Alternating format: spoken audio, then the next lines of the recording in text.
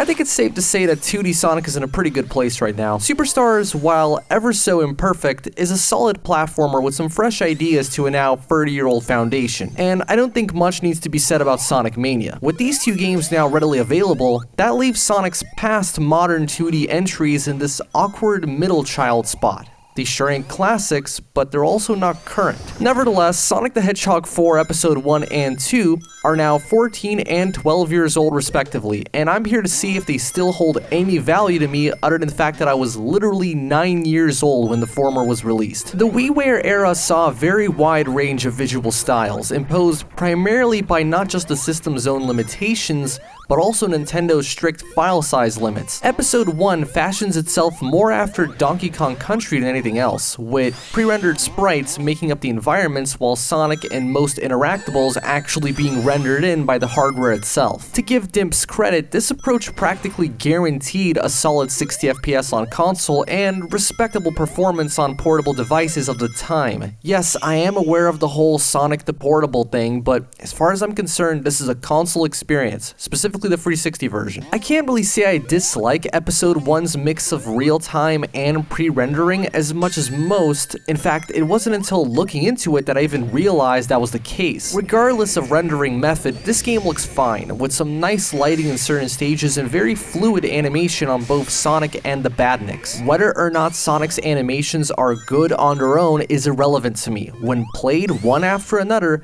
they result in an effective sense of rhythm and weight. Episode 2, no longer constrained by the Wii, offers a fully rendered look while maintaining a solid frame rate all the same. It's worth noting that while Sonic was always rendered in real time, even in Episode 1, the sequel provides him with what seems to be a brand new model and completely redone animations. The lighting is also seriously gorgeous at times, and I especially love how the improved visuals bolster the level theming. I didn't bring this up with Episode 1 because, there's nothing to talk about. You've all heard it before. Green Hill, Casino Night, Labyrinth, and Metropolis. Episode 2, on the other hand, has stages that clearly call a few cards from classics like Oil Ocean, Aquatic Ruin, and Wing Fortress, but employ some aesthetic liberties that make them unique. The openness of Sylvania Castle's background, for example, and the nighttime setting for Act 3, the active sandstorm and oil desert, and the inclusion of 2 real acts makes Sky Fortress feel much more like an exploration of one of Eggman's ships than its inspiration. It's also just a more enjoyable level, but I'm getting ahead of myself. White Park is definitely the most original of the whole lot, although it takes some pretty obvious clues from Ice Cap, and even its music is a little throwback to Twinkle Park from Sonic Adventure. Oh yeah, the soundtracks. Look man, I may have been a child when these games came out, so you might be inclined to disregard this next point, but the compositions still hold up in my opinion. Even with the absence of guitars and slap bass, you can instantly tell Jun Senoue worked on the music through his mix of conventional and occasionally harmonically adventurous chord progressions. Some of the loops do get a little old, like the boss music, but there's just too much for me to like here. While I find Episode 1's soundtrack to be more consistent overall,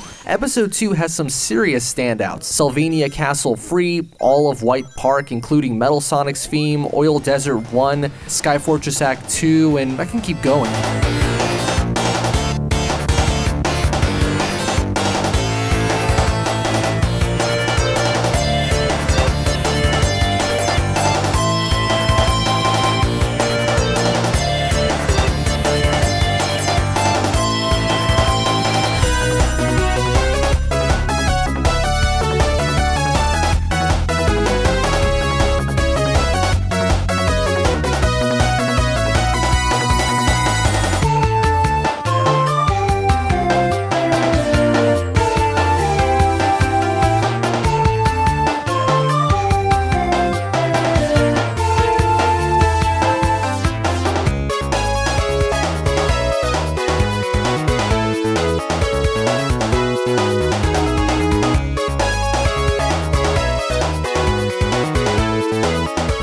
Familiar with platformers of the late 80s and early 90s, you'll note that the concept of a character's weight and momentum isn't exclusive to Sonic, yet it seems to have become his trademark of sorts, at least in 2D. It would make sense to expect his return to this format after over a decade of 3D console games to retain that original momentum system. Surely we have the tools to recreate it almost 2 decades later. Well, as has become the target of much criticism, Sonic 4's physics are noticeably different compared to the classics. Sonic can practically stop on a dime, and rolling isn't always the most consistent means of gaining speed. This is especially surprising considering that both episodes were made by Dimps, the same people who made the Sonic Advance games, the first of which held the title of The Real Sonic 4, at least until Mania. Seeing as my introduction to 2D Sonic was through Ultimate Sonic Flash, a fan game based on Sonic Advance 2, a game also heavily focused on maintaining your momentum through stage memorization and proper use of rolling, there's no way I would ever find a rewarding experience in Sonic 4, right?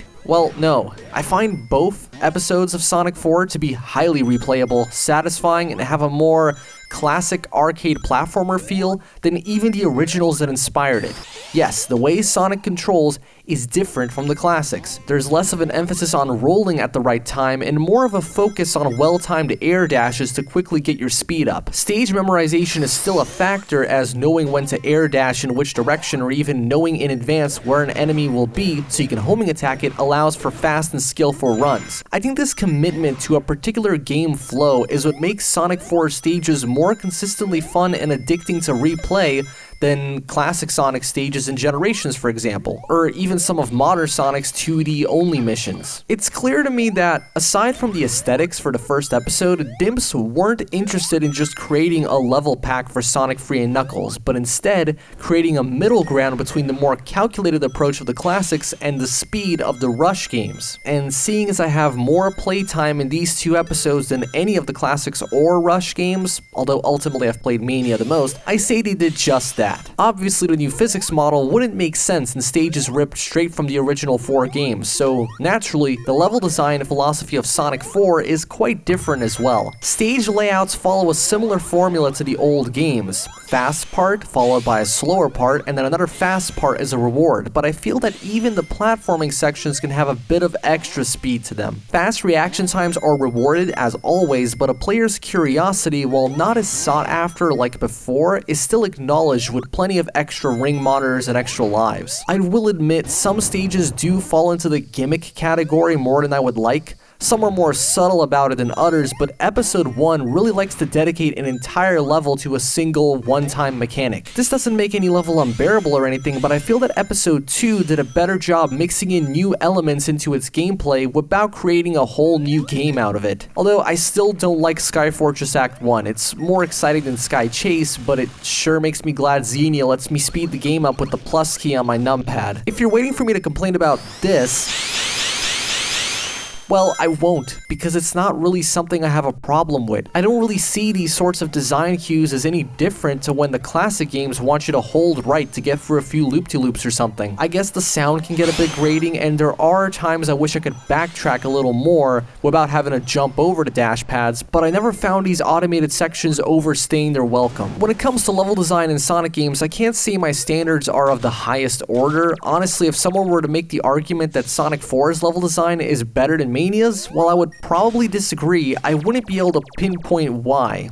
Regardless of how it compared to its predecessors and successors, Sonic 4's level design across both episodes is a satisfying blend of speed and platforming, with both having equal say in the big picture of each stage. I think I've covered my overall impressions of both episodes, so now let's take a closer look at what separates them. You might have noticed Tails following me around in any footage of episode 2. That's because Sonic and Tails can now perform a few moves called tag actions. By hitting the assigned button in mid-air, Tails can carry Sonic upwards for a limited amount of time, kind of like a 2D version of the flight formation from Heroes. Performing this move underwater basically makes those dreaded water sections a non-issue, since Tails can swim for what feels like forever. Being a game made by Dimps, they just couldn't resist including a boost-like ability, and that would be the rolling combo. You destroy almost everything in your path, but your control is limited. While I don't use these abilities more often than what is required, the fact that you can pull them off at almost any time really makes you feel more versatile as a player character, and I'm really glad Dimps justified Tails' inclusion as more than just, "Hey guys, remember when Tails would follow you around in Sonic 2? Thanks to this newfound mobility, the designers had an excuse to include an additional collectible. Of course, I'm talking about the then newly introduced red rings. They do absolutely nothing in this game. The extra collectibles you're really after are the Chaos Emeralds, and just like in the classics, you collect these via special stages. I'm just gonna say how it is. I think these special stages are 100 times more enjoyable than their classic counterparts. Now that doesn't sound like much, I mean these games were released 20 years later after all, but trust me, time works very differently in the mind of a Sonic fan, as in typically older is better. Being able to control the maze in the Sonic 1 style special stages makes them feel like they're actually based on some level of ability, and the addition of that shiny new 3D rendering makes the half-pipe stages far more playable. Both of them still get pretty damn annoying by the end, and I didn't even complete them all for this video, but I'd still rather play these over the originals any day. Something I feel the classics did a bit better are the boss fights though. While I don't hold much fondness for boss battles in any platformer, much less a fast-paced 2D one, I do enjoy how speed-runnable they were back then. Bosses had almost no invincibility frames, so with well-timed jumps and bounces, you can beat them really quickly. In both episodes, there's a noticeable pause between each hit you're able to get in, and I think it might be a little worse in episode 2. In fact, episode 2's bosses go on for quite a while. While I enjoy how well they are animated and designed, I feel as if I'm just watching an animator's demo reel more than I am actually playing a game. Interestingly enough, upon replaying these bosses for this review, none of them were even close to being as annoying as I remember them being. Maybe that has something to do with the fact that I'm now about 10 years older compared to when I first fought them. With that said, I'm not going to show the final bosses since by that point you've seen all the real gameplay both episodes have to offer, and there would be no point in fighting them if they were to be spoiled to you. Sonic 4 is good. It's not a true continuation of the classic formula, that's Mania. And it's not a visual overhaul with some new ideas, that's Superstars. And before either of those two games came out, there was Sonic Advance, and the ocean of solid 2D Sonic fan games to fill that void of a real Sonic 4. If that's what you're looking for, that's where you go. But if you're looking for a colorful, high-energy, replayable, approachable, while still occasionally challenging game, then you play Sonic Generations. But if you still want more, and don't have a stick up your ass about how 2D Sonic is supposed to control, and don't have a phobia of dash pads, then you'll like Sonic 4 Episodes 1 and 2.